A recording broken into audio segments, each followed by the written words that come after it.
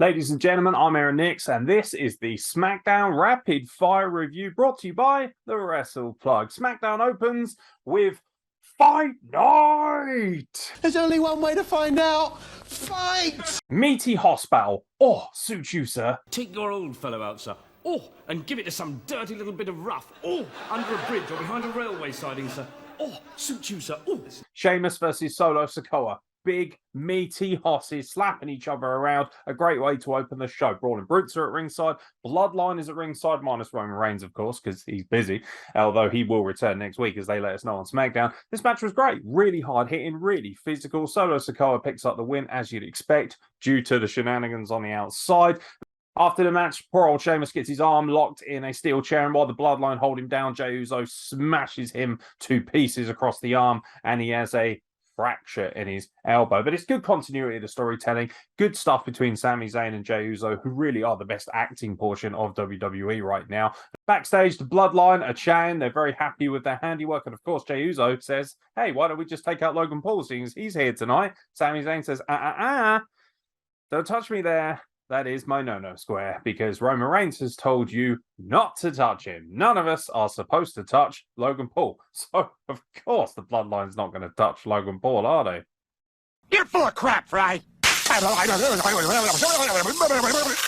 You make a persuasive argument, Fry. Bray Wyatt is backstage, very ominous, very good promo, talks about how he didn't get a chance to finish what he wanted to say last week due to an interruption, but that's fine. And he essentially says, I'm in a dark place and I'm going to do horrible things, but this time around, I'm not going to feel sorry for that. We then get this very cryptic vignette sort of thing with the QR code once again, and it has a voice, and somebody says howdy, and you get a little still image of somebody. You don't get to see entirely who he is, but he looks like a cowboy. He's got the kind of thing. He looks like a menacing, evil cowboy. Interesting to see what they're doing. I get the impression that they're building towards some sort of faction here with Bray Wyatt maybe being in charge, or maybe he's kind of not aware of it. We're not really sure, but I really like the uncertainty of it, and I like the guessing game of it. I think it works really well, and it makes for compelling TV, at least in my opinion.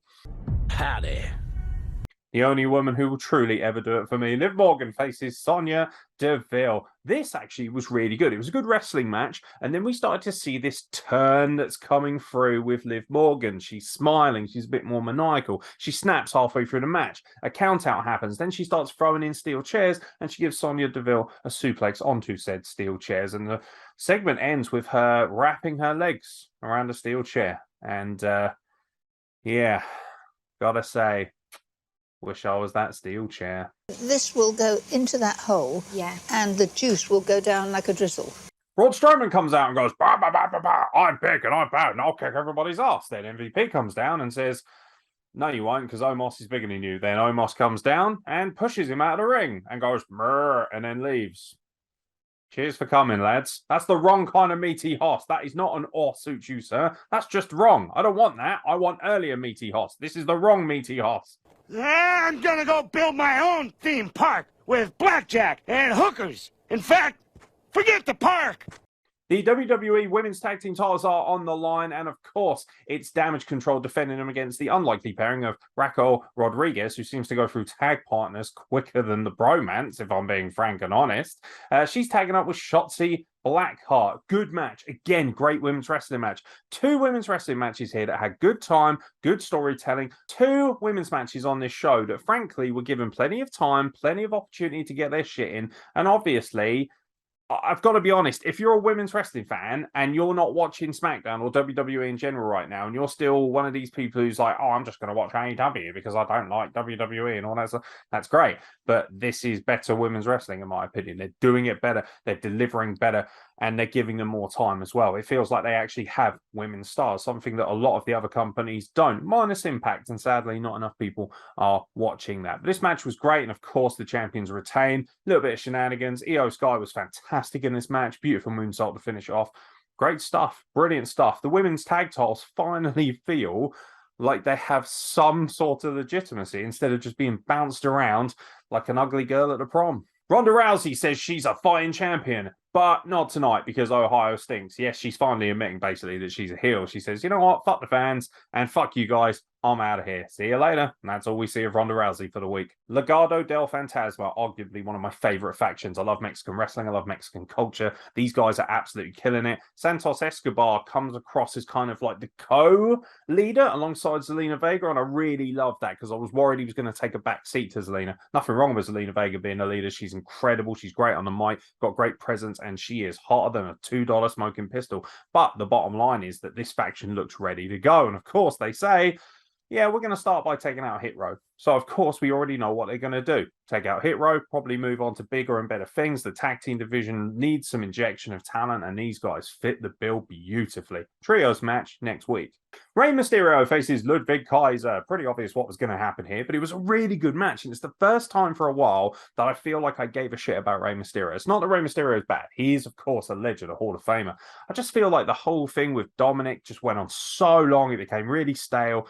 They were really too cookie-cutter babyface for me. If Rey Mysterio is going to be that way, he needs to be on his own, and that's why he actually fits the bill beautifully as the #1 contender, and we can actually garner some sympathy for him as a babyface, because come on, who wants to face Gunther, especially when you're 5 foot tall? He's obviously going to get murdered, but he's going to be the plucky underdog that doesn't stay down, and you got a little taste of that in this match. Him and Ludvig Kaiser had a great match.